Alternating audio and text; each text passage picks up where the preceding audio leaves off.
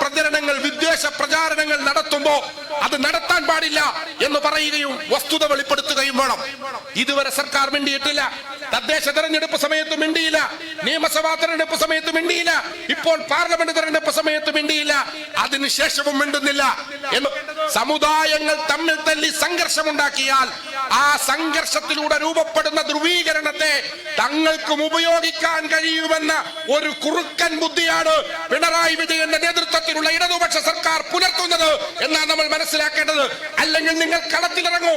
പിണറായി വിജയൻ കേരളത്തിന്റെ മുഖ്യമന്ത്രി, നിങ്ങൾ കളത്തിലിറങ്ങൂ. എന്നിട്ട് പറയൂ വെള്ളാപ്പള്ളി നടേശൻ പറഞ്ഞത് നുണയാണ് എന്ന് നിങ്ങൾ പറഞ്ഞാൽ അത് കേരളത്തിന് നൽകുന്ന ഒരു ശക്തമായ സന്ദേശമുണ്ട്.